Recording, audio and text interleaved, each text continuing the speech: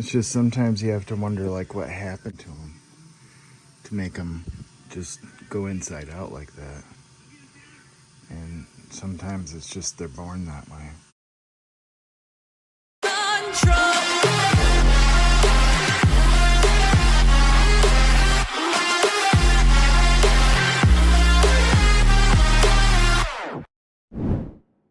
Welcome everybody to the Shelby Exotics and Custom Components YouTube channel.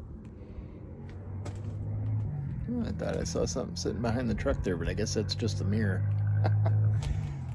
And this is my F-350 quad cab long box that's putting about 800 horsepower out right now. And this little guy right here next to it is a 1997. That's a 96. This is a 97 two-tone. Beautiful blue and gray F-250 two-wheel drive. Four-wheel drive, two-wheel drive. And we got a little size issue. I mean, there is about an 8-inch difference. Yeah, all of 8 inches between those two. Between the four-wheel drive and the two-wheel drive. This one has not been lifted. It has had some minor suspension mods. We'll take a look at those real quick. The only real suspension modification that I've done to this is just put some Fox 2.0s on it. And that really, this was already a good riding truck. This one is a bit bouncy. It's got the stock, you know, I think they're, I forget what they're the yellow ones. The yellow something or others. Oh, and leaf springs. But they just had the regular, I think they're just Monroes is what they are. But this has an IFS, the independent front suspension in this guy with coilovers. And this one is shocks with leaf springs and a big old solid front axle. Big Ford 9-inch rear on this guy. You can take a look at that real quick. Yeah, that's not a stock exhaust. Big old Ford 9-inch on that guy. Look at that hog. And we've got an H-pop system on this guy and a T4 setup. And a little bit of an oil leak, don't mind that. But it has not stock transmission. I went with the Samwise heavy duty race transmission for this guy. And let's pop the hood and we'll get into a little bit more detail of everything I've done. We upgraded the rods and pistons and all that jazz to some diamond pistons and forged rods. It's got a girdle brace. Some people call it a girdle stiffener. Gotta just give her a little loving. Otherwise she just doesn't like to open. 4-inch inlet. Most of the stuff came from Irate Diesel Performance. We got a T4 setup on there. Fuel bowl delete. We got a SX 269, something like that. Turbo, capable of 800 horse, and we're getting all of that out of it. Everything we can get out of it. The injectors are 300. See our little fuel lab job there. And we got our H-pop system. So we got that guy. Looks like a little leakage going on there. Great. Everything's always leaking on this thing. You guys have that problem too? So we got fuel system here. And definitely leaking. Let's see what we got going on there. Doesn't look like from around the filter. Maybe just the petcock. We'll tighten that guy up. Maybe some leakage under here too. It's a little hard to tell because you just got so many stinking things going on here. But we got fuel all the way up here too. But all that stuff's from Irate Diesel. We've got some leakage going on in the front and underneath. But we're working at it. That's from the valve cover and from me being stupid. And the beautiful Samwise transmission right there. All the mechanical stuff there. Sorry about the swollen cheeks. Had a little oral surgery done yesterday. We're here down in the southern nether regions of Michigan. It's about 35 degrees. Boy, that's irritating, isn't it? Shut up. All right, fix that business. Best thing to do is make sure that we clear the area of any potential mosquito threat. You know, malaria is real. Fire in the hole.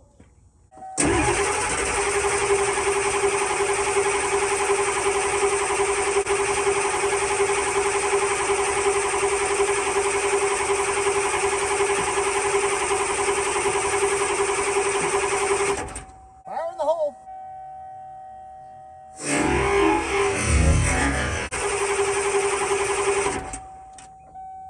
A little cold out.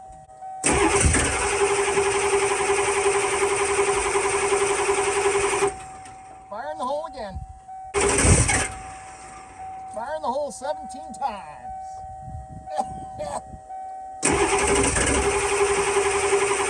A little cold out this morning. Not a big deal. Might take 200 times on the glow plugs here. Maybe 207. Almost. Almost time. Getting her going good here. We're getting there. Don't worry, kiddos. Wow, she's just not feeling the groove today. Wow. A little cold-blooded.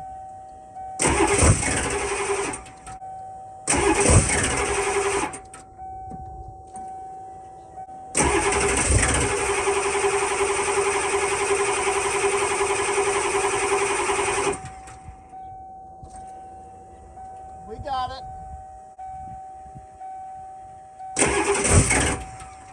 Almost. We're just going to stay right after it.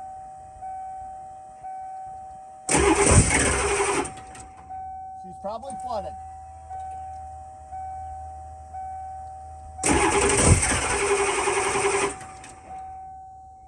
Might need a jump. It's all about timing. It could be flooded. Pretty sure it's flooded.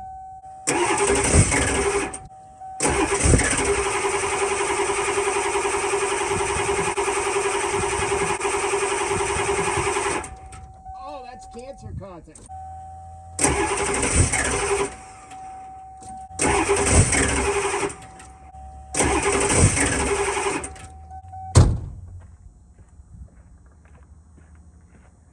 Well, that's going to make for a hell of a cold start when it does happen. Meantime, we're going to plug it in.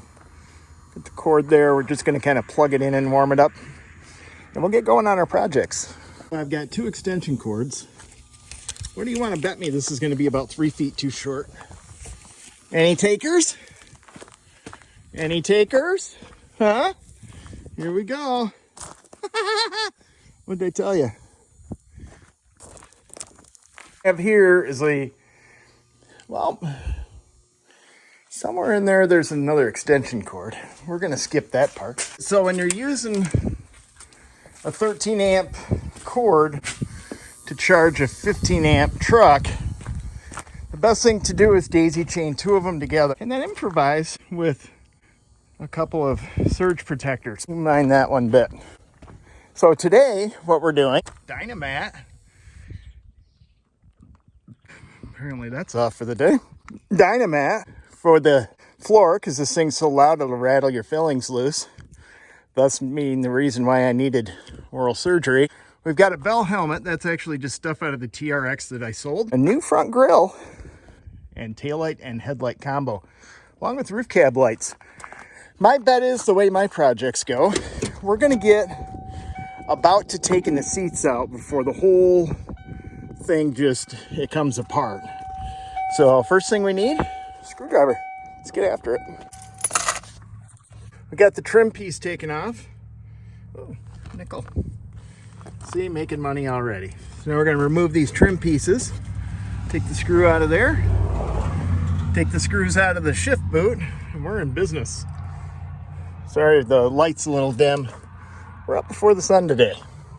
Now for me during a project, I like to lose as many things as possible, throw as many things away as I possibly can, and just overall ruin things. I don't know what's in that box, but I'm curious, aren't you? It's a big one. That's for darn sure. Christmas time's coming. We'd like to ruin that for everybody. So we'll grab, there we go, a little green thumb. Nobody's using that guy. We're gonna put this up here, fill that with screws, tip the seat out, dump the screws everywhere, and we'll be in good shape. The way this side piece was hooked on is you got 2 Christmas trees here. It just slides up and off. And then there's one of these big guys in the back. So just pop that one off. We're ready to rock. So be careful with those, they're fragile. Oh, a couple 15mm bolts is all you got down here. Take the old seat off. Wow, that's barely even in there. Huh? Try the loose route. Literally barely even in there.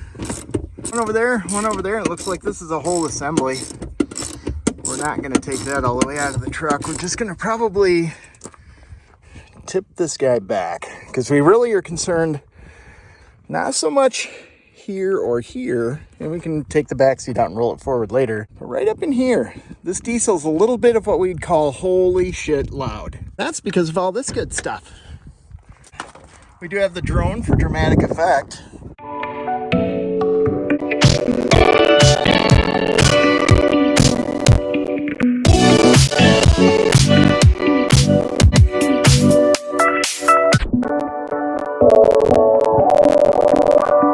To make you feel safe, just one bolt out and she's already moving good. Kind of funny, they're just not much holding you into these things when it really comes down to it.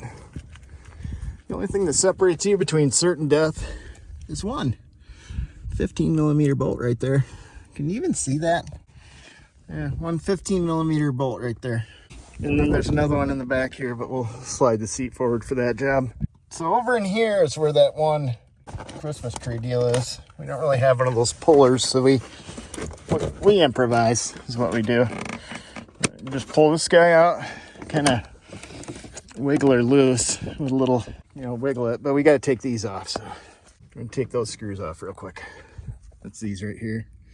Doink, doink, doink. Really not much to doing this, You just think when you look at something like, man, there's a lot of stuff going on. There's really not. Once you start looking at it, there's not much going on. These are just little wires and stuff. They all do something, but we don't care what right now today, because it's just not, it's not on our schedule. So what do these YouTubers got that I ain't got? What makes a man want to take his truck apart? I tell you, it's cash. What kind of man breaks his stuff and then cries afterwards because he doesn't know how to put it together? Courageous. That's all it is. That's all it is, kiddos. Just got to be willing to do it. Get off the couch and just do something, This guy, we can kind of wiggle her loose. Wiggle it. Just, whoops. And then things like that do happen. We left half that Christmas tree in there. Just a tool for that situation. It just happens. I mean, I could have been gentler, but what does gentle get you? Gentle gets you laying on the couch watching me do this. That's what it gets. So hang on. There you go. Just like that. Just kind of wiggled it and twisted it at the same time. Come right out here. We'll let the crows eat that. Meantime, we've got bolts all the way out of the front of that guy. So now we're going to slide it forward and take the rear bolts out. We're pretty much ready to go. Well, as it turns out, we got me a 15mm deep well, so the seats are coming out. So bolts are out. The only thing holding us in now are these little seatbelt straps. So we're gonna unscrew those, seats coming out. So if you ever wondered how that happened in somebody's front lawn, it's probably because they were trying to do this Dynamat stuff and must have given up. See, hardly any insulation in there at all. I'll have to change all that, kids. So this just kind of peels up. Everything slides out like so. Dynamat's going in. Okay, so we've got it all cleaned out. I got the seats out of it. Vacuumed it up with our 1942 vacuum cleaner over there. If you lived around the Union City area in the 1920s and your grandma owned one of those, leave it in the comments down below. All right, so we're down to the final steps here, getting the seatbelt off. And out of all my little jobby doohickers here, we have one size that looks perfect enough to strip it out. So we're gonna give that a shot. Bought the little DeWalt kit with an impact set.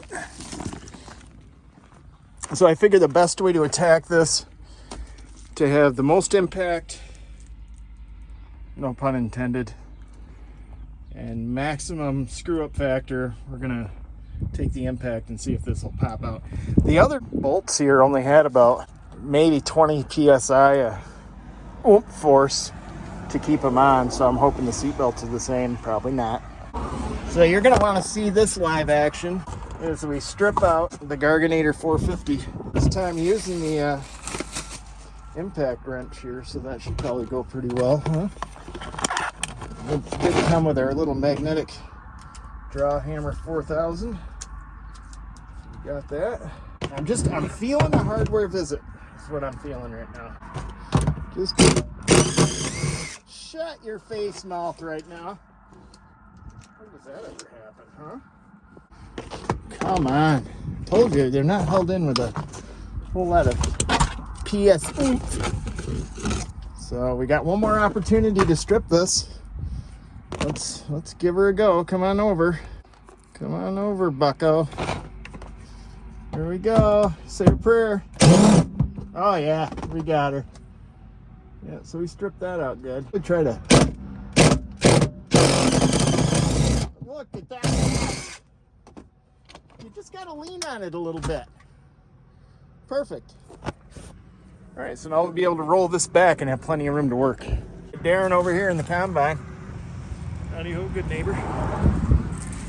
I don't know about you guys or not. Most of the noise feels like it's coming from the dash. So I'm just taking small pieces of this and getting just as far up in there as I can.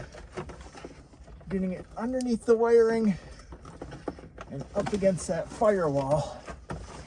Just as far as I possibly can. And I don't care how many pieces it takes me. We're just gonna try to cover that up as much as we can.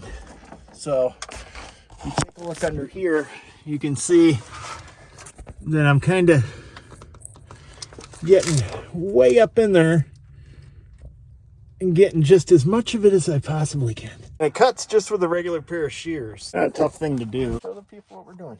We're just taking this guy, you just take a pair of shears,